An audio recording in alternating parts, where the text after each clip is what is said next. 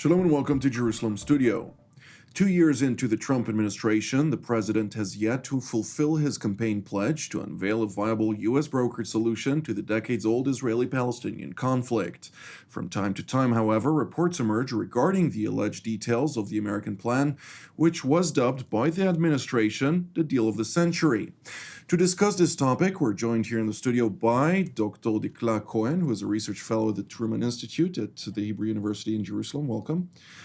I'd like also to welcome our TV7 analyst, Mr. Amir Oren, and Ambassador Dani Ayalon, who is Israel's former deputy foreign minister and the Israeli ambassador to the United States. Welcome. Thank you. Mr. Oren, give us more details on the developments pertaining to this deal of the century.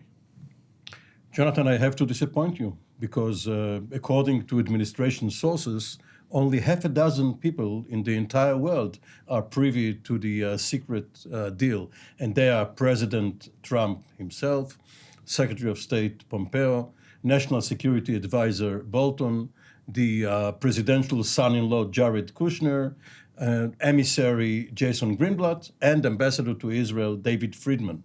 And according to them, only they have discussed the full outline of the deal, and any other person who purports to know what it is in it is not telling the truth. But having said that, there are various elements which we may deem inevitable to be there. They must talk about borders, they must talk about Jerusalem, they must talk about refugees, they must talk about security, how much, what percentage of the territory of the West Bank is going to be under the new Palestinian state, and what part, including the Israeli settlements, are going to belong to Israel. Now, the whole mix-up, the interchange between the elements is the formula. Perhaps there will also be incentives, especially for the Palestinians, financial incentives and other such measures in order to sweeten the deal. But even a magician cannot come up with something which is entirely different than what we have seen over the last 51 years, ever since United Nations Security Council Resolution 242, Land for Peace, came into being. And it will be very surprising if President Trump tries to spring upon us all a deal, which he will only do following the elections in Israel, because apparently there are some painful concessions that Prime Minister Netanyahu would have at least to give his opinion about, and President Trump, who is very friendly towards Netanyahu, doesn't want him to suffer in the election. So the latest reports that emerged in Channel 13 News here in Israel, the newly developed channel and the second most significant ratings-wise in Israel, which emerged from Channel 10 News,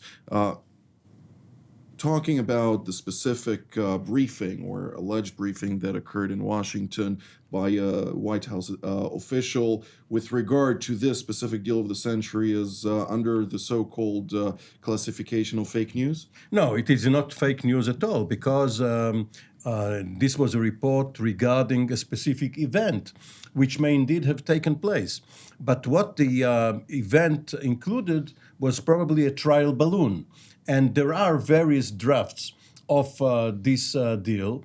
Various audiences are being sent fillers by the administration in order to gauge their reaction. And if there is a furious reaction by a certain audience, then a particular element will not find its way into the final formula. Dr. Cohen, when we're talking about this specific deal, there is not a lot of information pertaining to the substance, as the administration was successful in keeping this as silent as possible. Nevertheless, we did hear the Trump's Middle East envoy, Jason Greenblatt, say on several occasions that both sides are going to have to make difficult concessions, and it's not going to be easy for either side. Is this something that can actually benefit the Israeli side, considering the fact that the Palestinians aren't even united in one approach towards a viable peace agreement?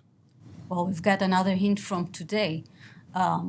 we were told that Abu Mazen boycotted the economic talks in Davos. So they are still very negative and very antagonist about the deal.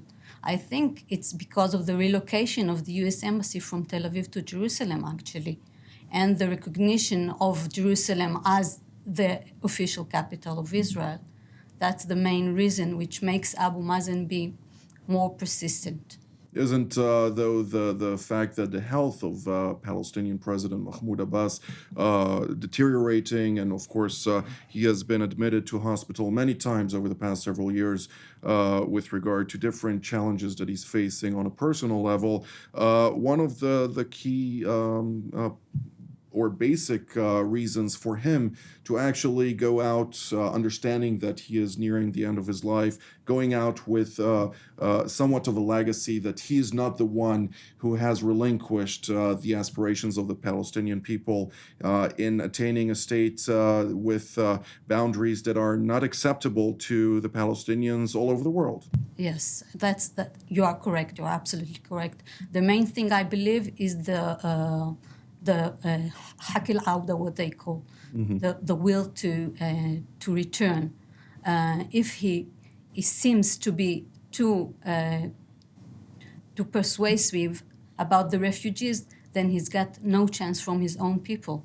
Ambassador Ayalon, can you elaborate on how do you see this latest developments with regard to a viable solution? Sure. Well, Jonathan, let me start with telling you a joke. When I used to work for Prime Minister Sharon of blessed memory, that Amir Oren has always admired.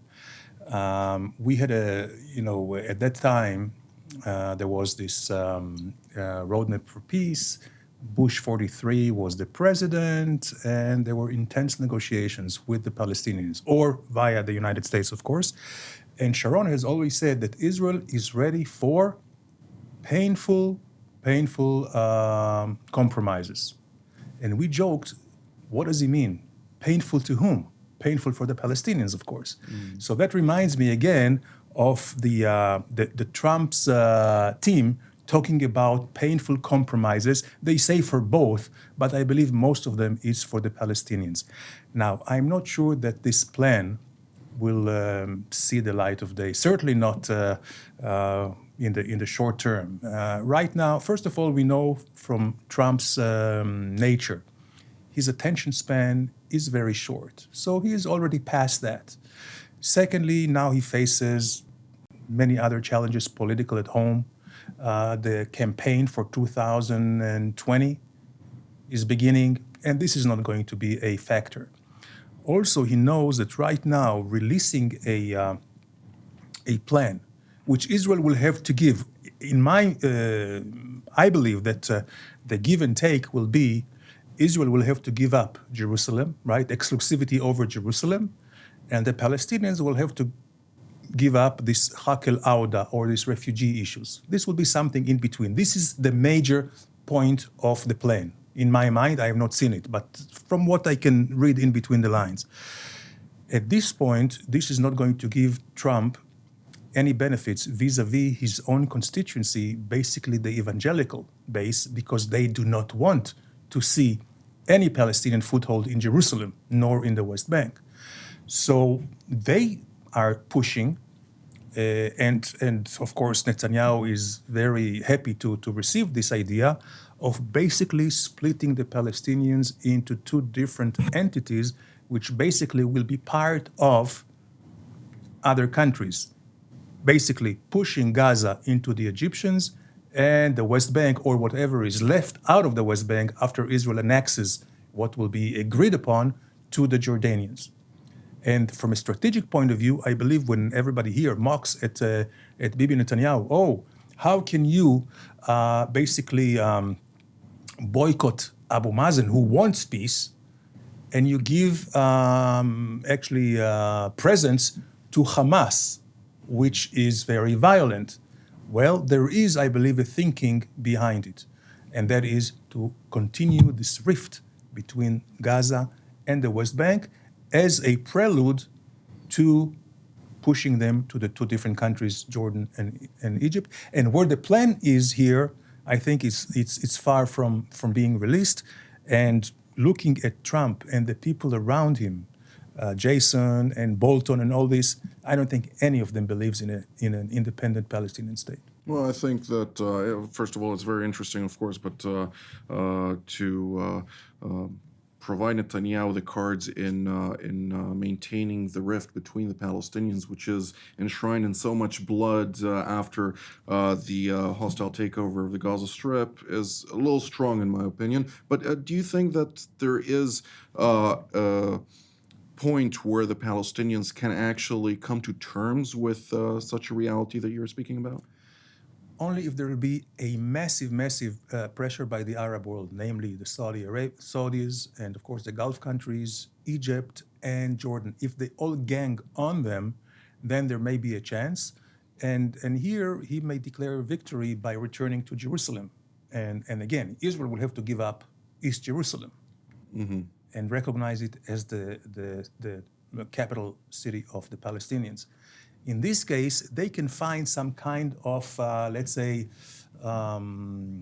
flexibility with this, what is called euphemistically, I would say, the right of return, where they can work something around it with a very elaborate scheme and some kind of a legal diplomatic paper, which nobody will understand, but this is something that they can sell as a win to the Palestinian constituency of Abu Mazen. Mr. Oren? The Palestinian people, in addition to the other misfortunes which have befell them, are out of sync. They have not been synchronized. They had a leader with some charisma, according to them, in Yasser Arafat, who did not have the right policy. And they have now a leader, Mahmoud Abbas, Abu Mazen, with the right policy, but without the necessary charisma. And therefore, one cannot really see the way probably President Trump sees it, how he can negotiate with a leader and be sure that the people will be behind this leader. This is not like having an agreement with Kim in North Korea, with Putin in Russia, or even with an Israeli prime minister who represents Israeli democracy. Let me ask you this. Can there be a Palestinian leader who does not accept part or a significant part of Jerusalem under a future Palestinian state, as well as the topic of refugees returning not only to what they call future Palestine, but also to lands under Israeli jurisdiction on the one hand, and can there be an Israeli government on the other that could accept those same terms when we're talking about accepting the relinquishing of Jerusalem and the acceptance of Palestinian refugees in Israel proper? One only has to look at the wall, which divides Jerusalem and gives some leeway for negotiations.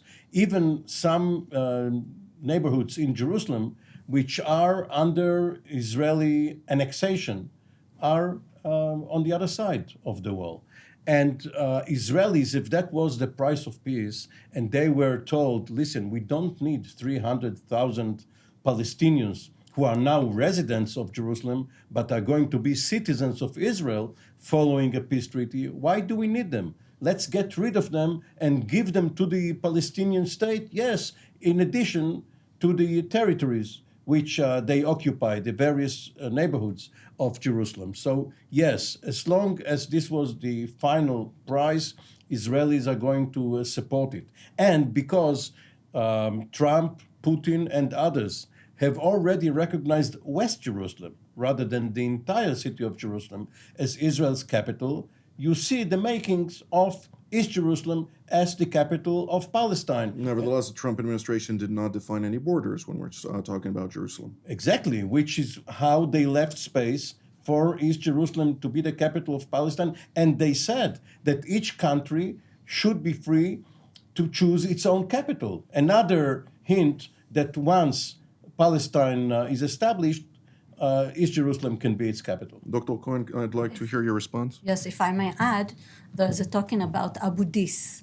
Abu Dis is an Arab town 4 kilometers east of Jerusalem, which now, according to rumors and leaks from the talks in Washington, we know they are thinking about Abu Dis maybe as an alternative to a capital of the future Palestine state. This was already one of the topics during Of President Clinton's Clinton, time. yes. Correct. Nevertheless, when we're talking about the matter of Jerusalem, obviously the Palestinians, as the Israelis, are referring to the holy places, something that, according to the latest leaks, we're talking about the possibility that Israel will maintain its sovereignty under any final status agreement. Would you care to elaborate on that? I think what they have in mind is actually an international sovereignty over the holy places. Something that was also part of the Because initial they are- understandings of the United Nations. Obviously, because And because Arab kings, Jordan, Morocco, Saudi Arabia, wants to have a foothold in deciding how the Muslim holy places are governed. Ambassador, especially the Holy Basin. correct. Ambassador Ayalon, well, we understand at least, and this is the public understanding following the Six-Day War, that Israel has sovereignty over the holy places in Jerusalem. Nevertheless, Jews are not permitted to pray on the Temple Mount, which is holiest in Judaism as opposed to Islam, where it's the third holiest site, and they have exclusive rights to worship on that place. To what degree is this sovereignty fiction? Well, it is very important because according, again, to the, let's say, the Jewish tradition, but also evangelical belief, for them, the Temple Mount is solely under Jewish sovereignty. For them, it is really the, I would say, the very foundation of their faith. Mm-hmm. So it will be hard to circumvent that. From a practical point of view, I think this can be solved. By the way, we have to remember that when Trump moved the embassy to Jerusalem, and in recognition of Jerusalem as Israel's capital, he also mentioned, as you rightly pointed, that he didn't talk about boundaries. So from this, you can surmise that East Jerusalem would be Palestinians. And he also was very explicit about not changing the status quo on Temple Mount unless there is a consensus. So I believe, from a practical point of view, the change will be that Jews will be allowed to pray on Temple Mount, but the issue of sovereignty, even though it's a breach of the status quo at hand? Yes, well, right, because for that, the Palestinians will receive East Jerusalem as their political capital. So there will be here a quid pro quo. So this is something that can be understandable, and I think also can be palatable to many Palestinians, not the Islamic Jihad, not the Hamas, but if you're talking about mainstream Palestinians, this is something that can pass. Dr. Cohen, I'd like to ask you, is this only a political aspect, or is this also a religious angle to the whole question. challenge? I believe it's both aspects, the political one and the beliefs. Most Palestinians see Jerusalem as their capital. They can't give it out. And things at the moment seem that they're very negative and very antagonist about the whole deal. The thing is that you have to think about the whole situation right now between the differentiation between Gaza and Ramallah.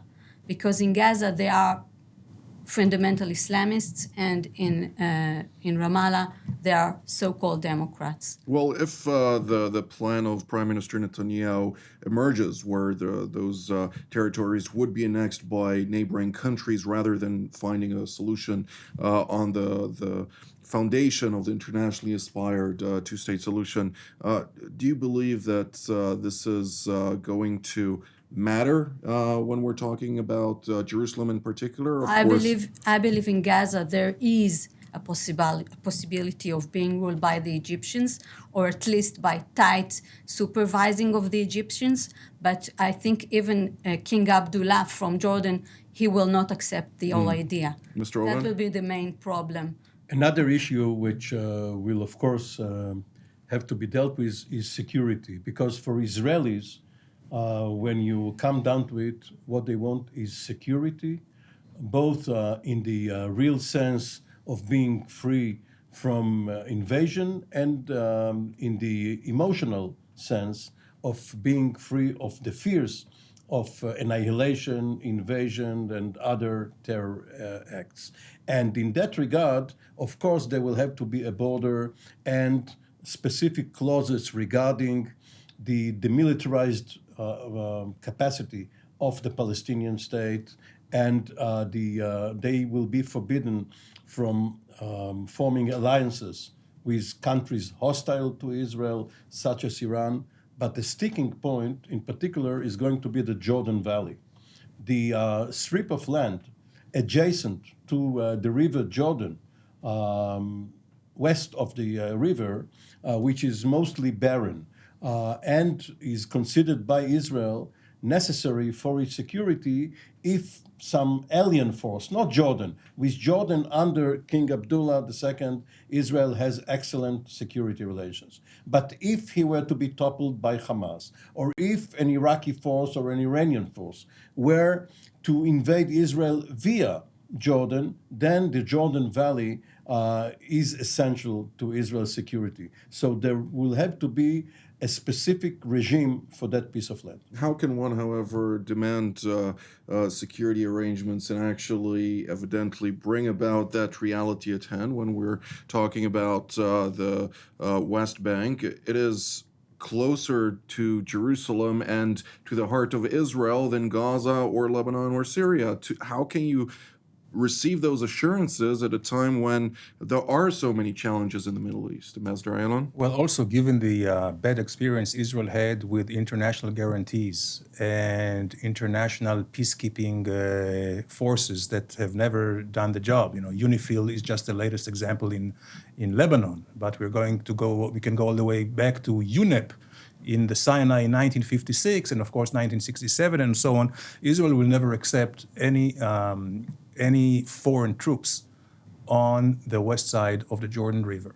However, from a political point of view, there could be some creative ideas.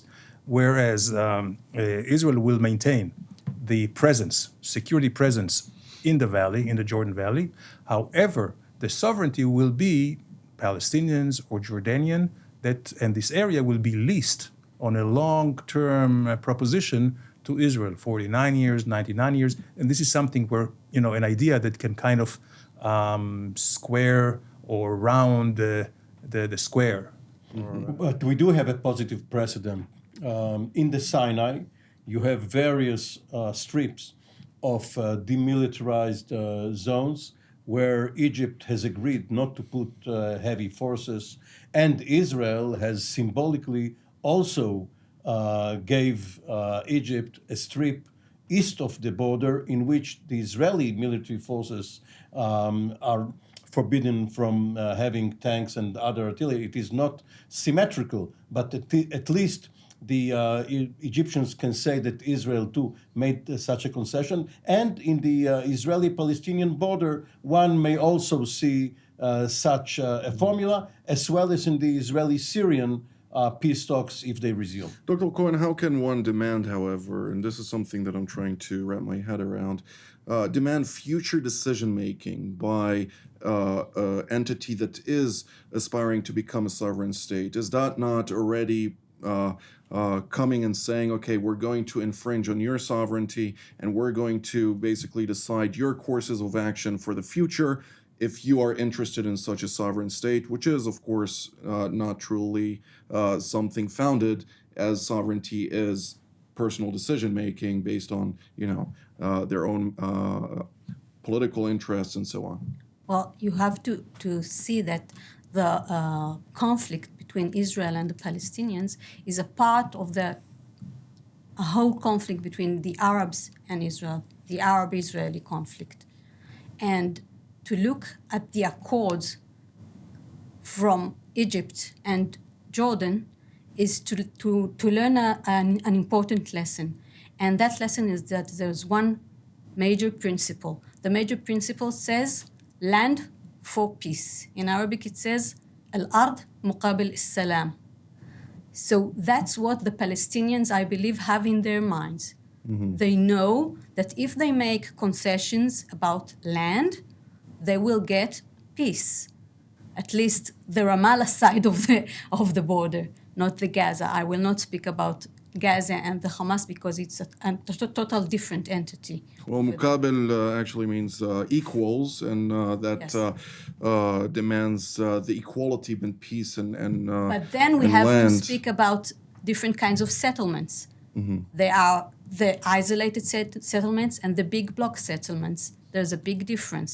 We have to think what will be possible concessions for the Palestinians and for us also. Ambassador Ayalon, closing statement. Well, I would say there are two major elements. One, of course, which is the necessary condition, is the willingness and ability of the leaders to negotiate and to reach out a compromise. But that's not enough, because you also have to have the support of the people. And right now, I do not see the conditions, certainly not among the Palestinians, Gaza for sure not, but also in the West Bank. You still do not have the, I would say, the culture of peace and reconciliation with Israel. So this is a big obstacle. Dr. Cohen, your closing statement. I believe that we have to wait until, let's say, summer of 2019. We have the elections coming real soon in Israel, and it's really premature. But as for the Palestinians, there are negative indications. Just today, we've heard that Abu Mazen boycotts the economic talks in Davos. As you noted earlier, indeed. Mr. Oren, closing sentence. Time is on nobody's side. There are already 12 million people between the Jordan River and the Mediterranean Sea.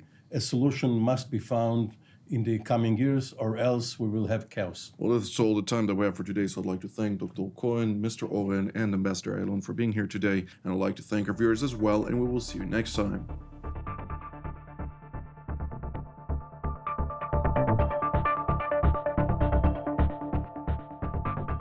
You just watched TV7 Jerusalem Studio. We encourage you to pray for the challenges raised in today's program. If you were blessed by our production, please consider supporting TV7 Israel. The details of our respective bank accounts for donations from Europe and the United States appear on the screen. Your generosity allows us to continue to serve God's calling, to broadcast content that truly matters through TV7 Israel from Jerusalem.